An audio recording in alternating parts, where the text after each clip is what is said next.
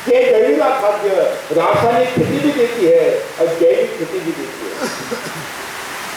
इसलिए वो चाहते हैं जल मुक्त खाद्य चाहते हैं, पौष्टिक खाद्य चाहते हैं, स्वादिष्ट खाद्य चाहते हैं, जो हम जीरो बजट खेती आंदोलन के माध्यम से उनको प्राप्त कराते हैं।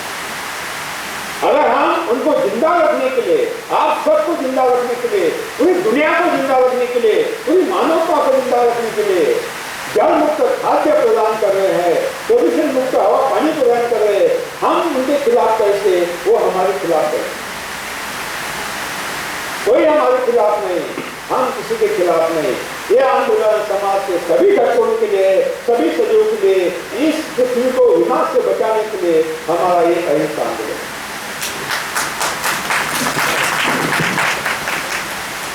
तो आपस में ऐसा मत समझे कि आंदोलन किसके खिलाफ।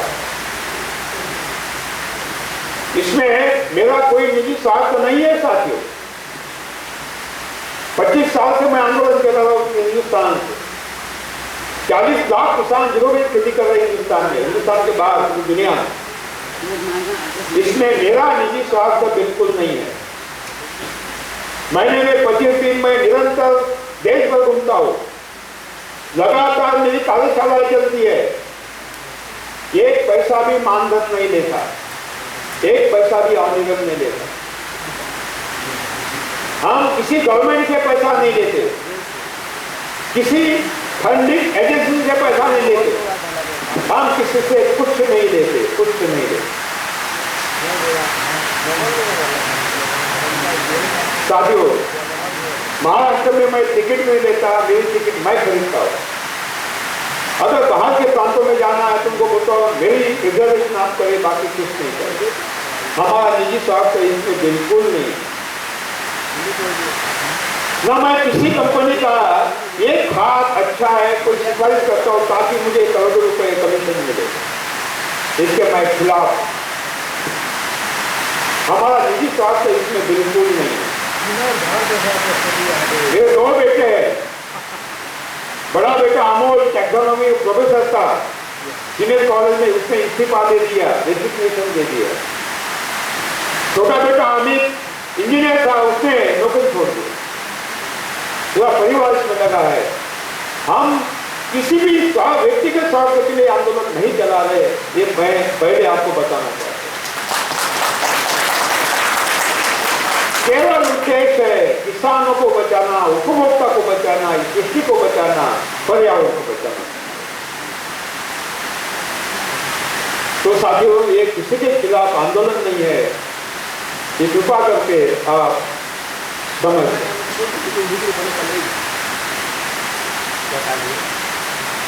साथियों, जीरो बजट आध्यात्मिक खेती अगर हमें करनी है तो इसके पहले हमें कुछ सवालों के जवाब मिलना चाहिए। अगर जीरो बजट खेती करनी है तो रासायनिक खेती क्यों नहीं करना है? पहला सवाल है, इसका जवाब मिलना चाहिए। जैविक खेती क्यों नहीं करना है, ऑर्गेनिक फार्मिंग, उसका भी जवाब मिलना चाहिए। वैदिक खेती क्यों नहीं करना है, उसका भी जवाब मिलना चाहिए। और यौगिक खेती क्यों नहीं करना है, इसका भी जवाब मिलना चाहिए। और जीरो बजट खेती करना है, क्यों करना है, इसका भी जवाब मिलना चाहिए। क्योंकि ये जवाब सुनने के लिए आप यहां आए हो। ये कोई राजनीतिक सभा नहीं है कि 15 मिनट में भाषण सुनाने चले गए। जब मैं कहता हूं कि एक देशी गाय से 30 एकड़ की खेती, आपको सपना जैसे लगता है, लेकिन मैं सपने बेचने के लिए नहीं आया हूं। सपने बेचने वाले दिल्ली में बैठे हैं, जो लोगों को सपने बेचते हैं, करते कुछ नहीं।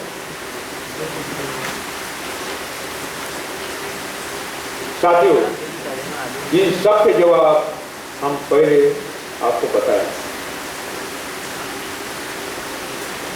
रासायनिक खेती क्यों नहीं करना है? जैविक खेती क्यों नहीं करना है? इसका कारण क्या है? इसका कारण है ये दोनों विनाशकारी खतरनाक कृषि तंत्र है। आप बोलेंगे रासायनिक कृषि है, मान्य है, लेकिन जैविक खेती खतरनाक कैसे है? इसका भी जवाब हम आपको देंगे,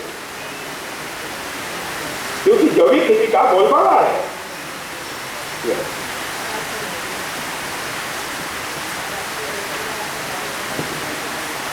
या आपस में मत बोलिए, कौन बोल रहा है यहाँ?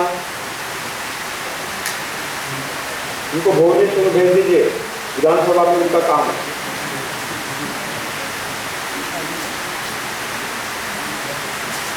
साथियों,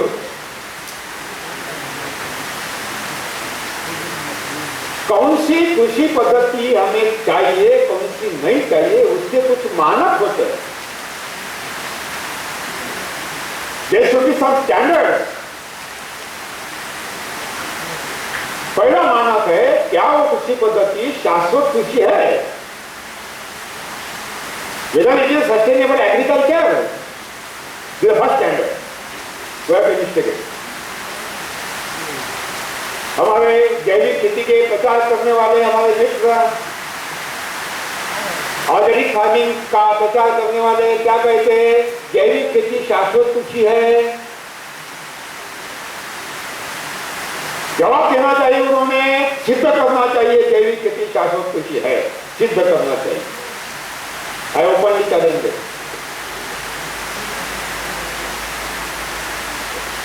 2 साल पहले श्रीलंका की राजधानी कोलंबो में ऐसी 5 दिन की संगोष्ठी हो गई, मुझे भी बुलाया गया। ला विया कैंपेसिना दुनिया के जितने भी किसानों के संगठन है उनका फेडरेशन है, वैश्विक फेडरेशन, ग्लोबल फेडरेशन। उस ला विया कैंपेसिना ने वो आयोजन किया था।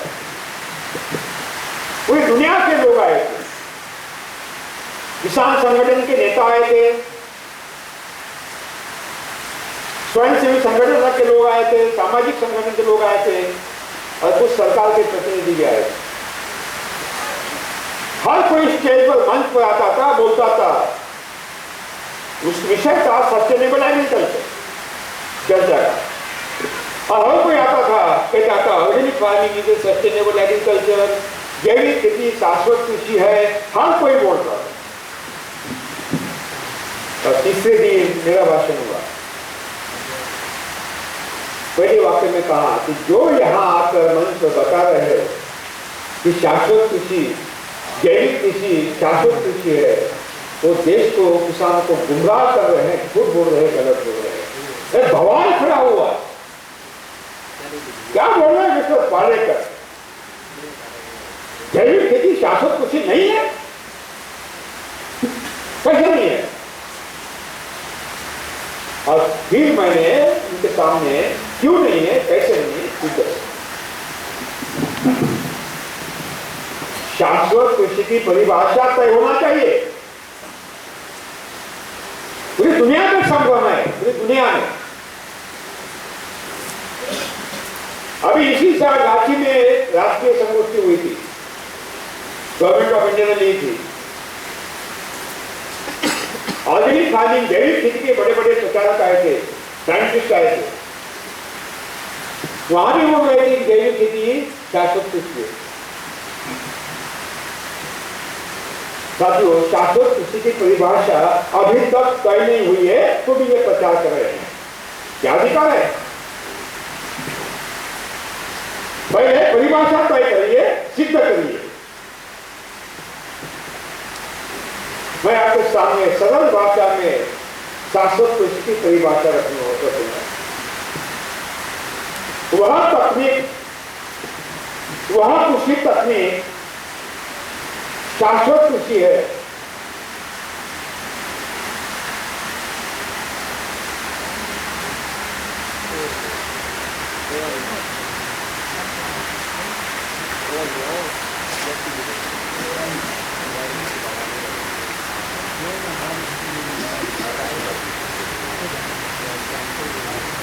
বেশি ডিস্টার্ব হয়ে যাচ্ছে, মন্দিরে মন্দিরে বেশি ডিস্টার্ব হয়ে যাচ্ছে।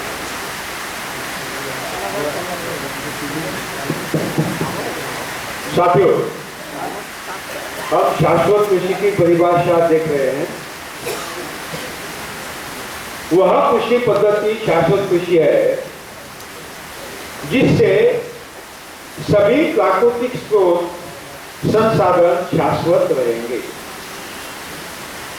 That agricultural technology is a sustainable agriculture by which all the natural resources will be sustained.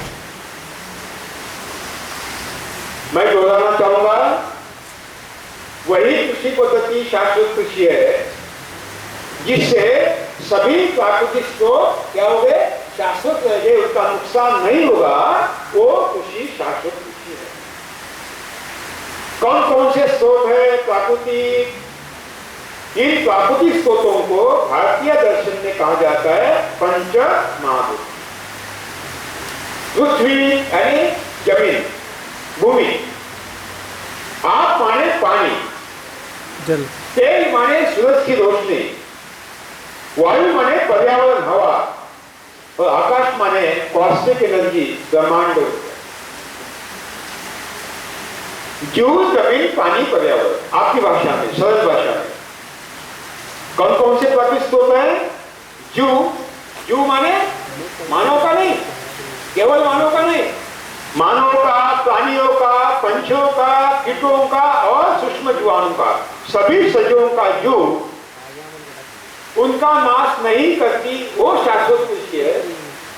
उनको जीवन दान देती है, वो शाश्वत कृषि है। जमीन, भूमि को बलवान बनाती है, शाश्वत कृषि है। उर्वरा बनाते हैं, शाश्वत कृषि है। पानी, पानी का प्रदूषण नहीं करती, वो शाश्वत कृषि है। और पर्यावरण को प्रदूषित नहीं करती, वो शाश्वत कृषि। अभी कुंभ मेला चल रहा है इलाहाबाद में। गंगा में कौन कौन डुबकी लेकर आए? संगम में डुबकी लेकर कौन आए? यहां बैठे हुए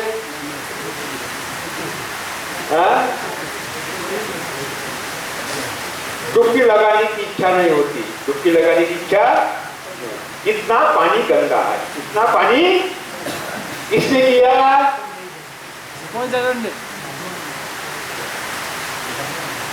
आपने ही किया, आपने ही किया। हवा इतनी प्रदूषित हुई है कि 50 साल के बाद सिलेंडर लगाएंगे हवा के, शुद्ध हवा के पीठ पर, तो चलना पड़ेगा, टैक्स देना पड़ेगा, खरीदना पड़ेगा हवा। अभी आएगा, 25 साल में वो दिन आएगा, चिंता न करें, वो दिन आएगा। पानी इतना प्रदूषित हो गया कि आगे पीने के लिए पानी नहीं मिलेगा, मंगल पर जाना पड़ेगा। अभी खोज रहे, मंगल में बहुत कहाँ मिलती है, अभी खोज रहे, ज्यादा दूर नहीं, 25-50 साल में ये क्या। जीव, जमीन, पानी, पर्यावरण का पानी पोषण, सुरक्षा शाश्वत रखने वाली कृषि शाश्वत कृषि।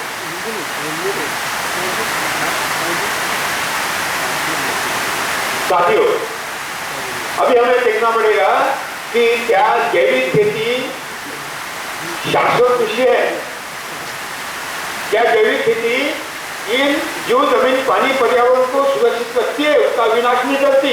जरा हम अंदर जाएंगे, डिटेल में जाएंगे।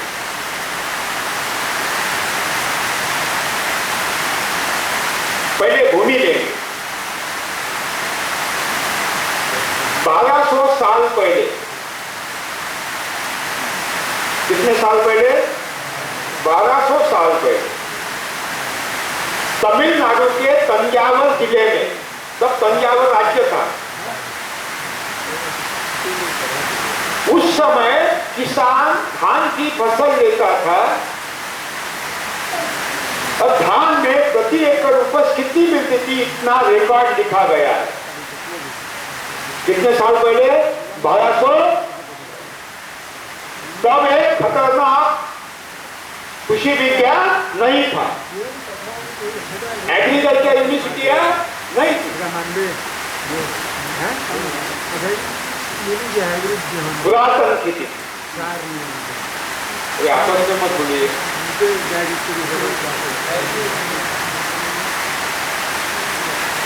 अपने अपने मोबाइल स्विच ऑफ करके रखे, छुपा करके।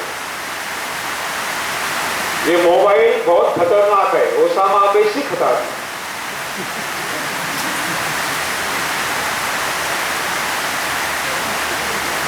साथियों,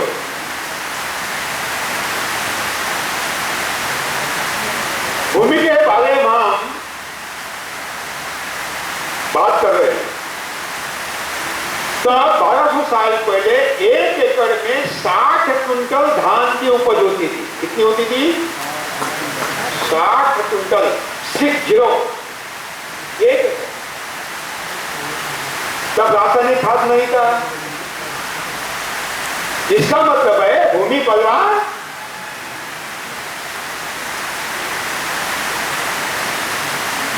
ये भूमि बलवान क्यों थी? आज हमें 1 एकड़ में 15 क्विंटल की उपज क्यों नहीं मिल रही है? जो पंजाब का किसान 30 साल पहले इसी रासायनिक खेती में 1 एकड़ में 30 क्विंटल गेहूं का उत्पादन लेता था, आज वही पंजाबी किसान 1 एकड़ में 12 से लेकर 15 क्विंटल के ऊपर उपज नहीं ले रहा है। इसका मतलब है प्रति एकड़ उपज घट रही है। क्या हो रही है? क्यों घट रही है? इसका कारण है, उपज क्यों घटती है? जब भूमि की उर्वरा शक्ति घटती है तो उपज, है ना? क्या बोलते हैं आप उर्वरा शक्ति को? आपकी भाषा में क्या कहते हैं? उड़िया में हाँ फर्टिलिटी कहते हैं, इंग्लिश में उसको उर्वरा शक्ति कहते हैं, और उड़िया भाषा में क्या कहते हैं? फर्टिलिटी कहते हैं। आज के जवान, है ना? ये उर्वरा शक्ति हम बोलते हैं ये भूमि बहुत ही उर्वरा है, ये बंजर है। इसका मतलब क्या है? इसका मतलब है उस भूमि में उर्वरा शक्ति है, इस भूमि में उर्वरा शक्ति। ये उर्वरा शक्ति माने ह्यूमस। ये उर्वरा शक्ति माने ह्यूमस।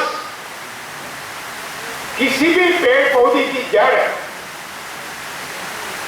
भूमि से जो खाद्य तत्व लेती है, अन्न तत्व लेती है, न्यूट्रिएंट देती है, वो ह्यूमस में से लेती है। किसी भी फसल की जड़ भूमि से जो खाद्य तत्व लेती है वो ह्यूमस में से लेती है। ह्यूमस भूमि जड़ों का खाद्य भंडार है।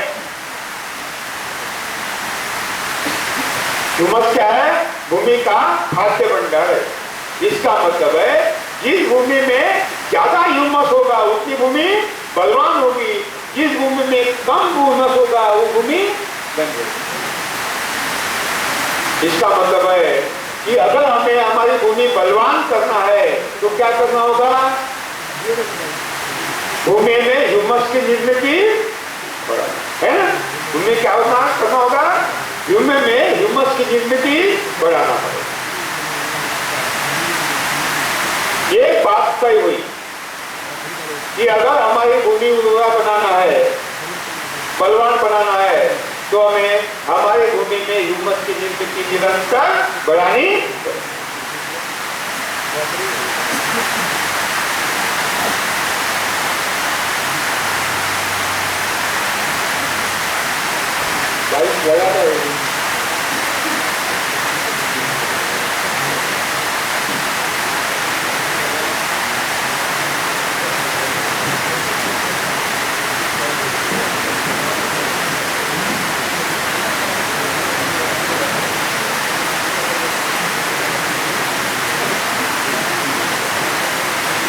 साथियों,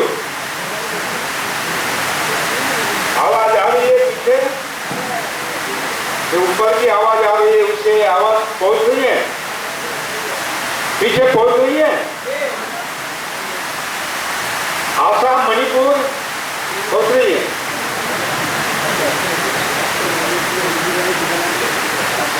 ह्यूमस की निर्मित काष्ठ पदार्थ के विघटन से होती है।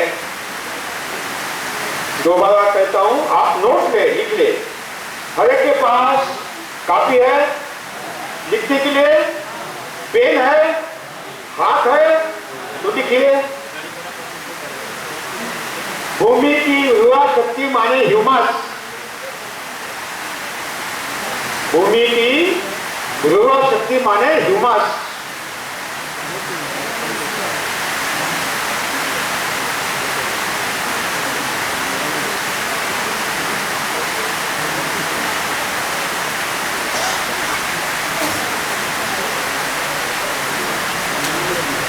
भूमि में जितना ह्यूमस ज्यादा निर्माण होगा उतनी भूमि उर्वरा होगी।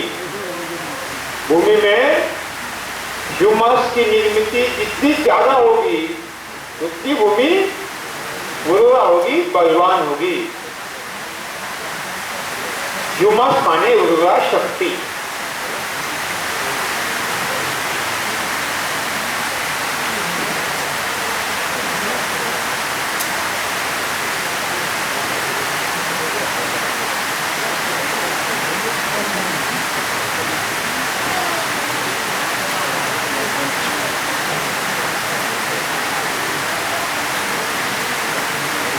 हाँ देखिए, ह्यूमस की निर्मित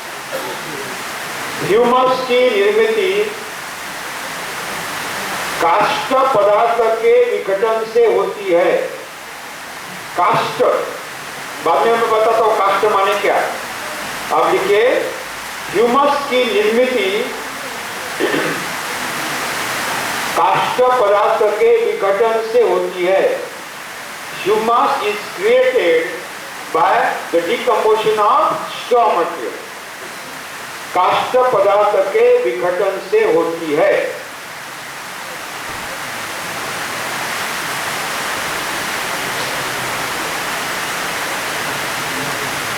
अब देखिए, काष्ठ पदार्थ माने क्या। काष्ठ पदार्थ माने क्या।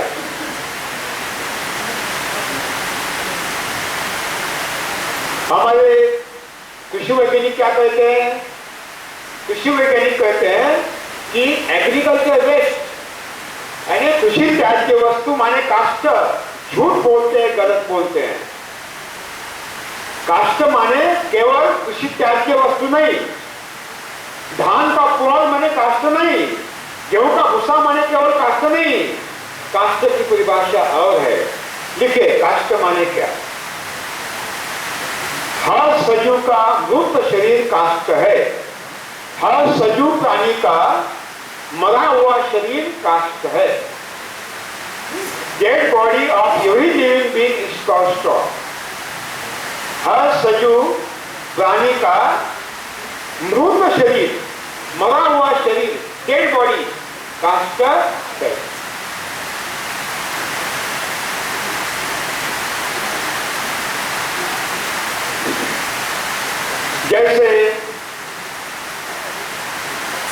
जैसे पत्ते गिर गए काष्ठ, पत्ते गिर गए काष्ठ, फूल गिर गए काष्ठ।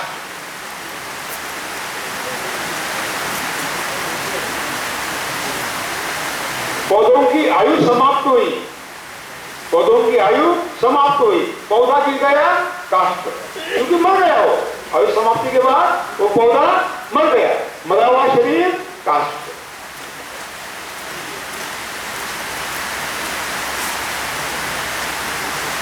मानव का मृत शरीर काष्ठ, प्राणियों का मृत शरीर काष्ठ, पंछियों का मृत शरीर काष्ठ, कीटों का मृत शरीर काष्ठ, अनंत करोड़ सूक्ष्म जीवाणु के मरे हुए शरीर काष्ठ। यानी हर सजीव का मृत शरीर क्या है, काष्ठ। समझ में आ रहा है। काष्ठ पदार्थ के विघटन से ह्यूमस की निर्मित होती है। अब ह्यूमस अंग्रेजी शब्द है, हमें अंग्रेजी का बहिष्कार करना है।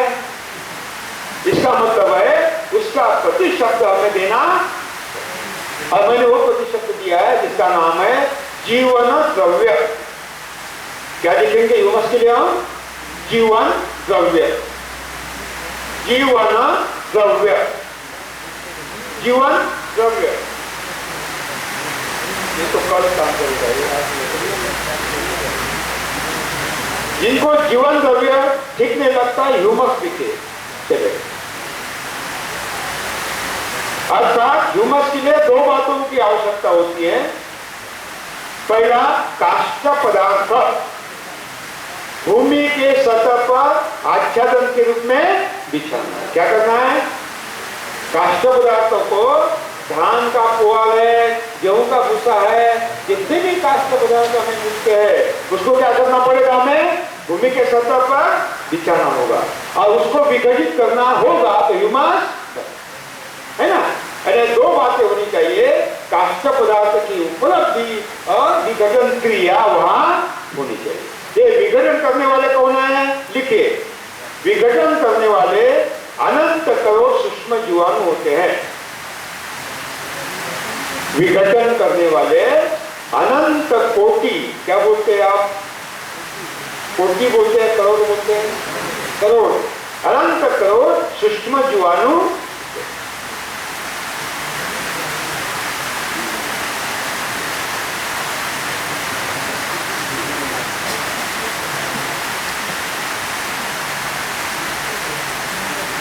अरे दूध में दही डालते हैं, क्या बोलते हैं उसको?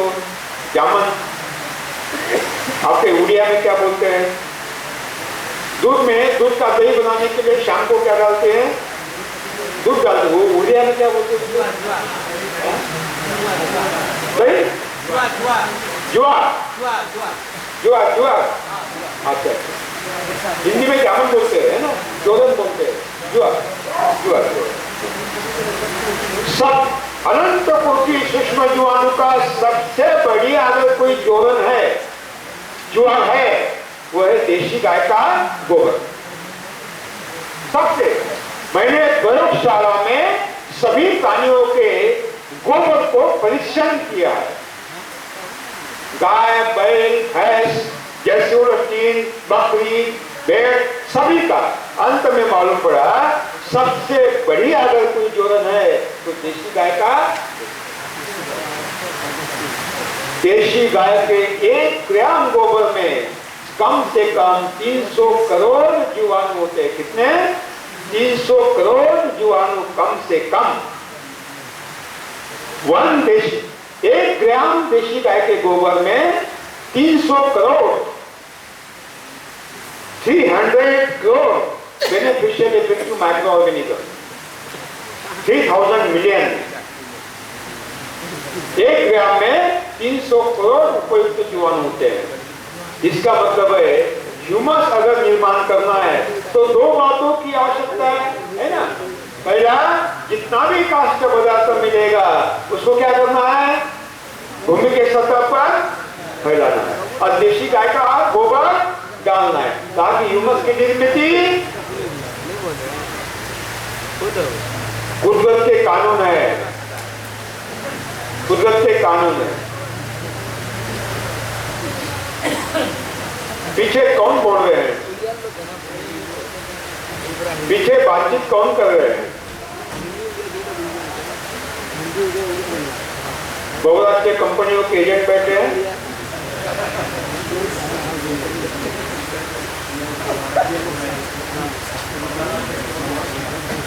शांति, शांति, सब बताइए।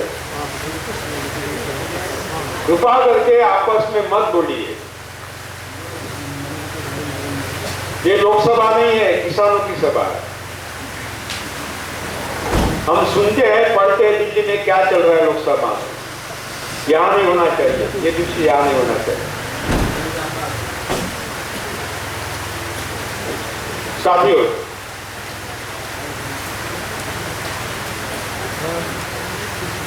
क्या चाहिए? जितना भी काष्ठ पदार्थ है, धान का पुआल है, गेहूं का भूसा है ना, जितने भी हमारी फसलें है उसके अवशेष क्या करना है? भूमि के सतह पर बिछाना है। और देशी गाय का गोबर कब ह्यूमस बनेगा? कृषि वैज्ञानिकों को मालूम था कि अगर ये धान का पुआल, गेहूं का भूसा, फसलों का काष्ठ भूमि पर बिछाया जाएगा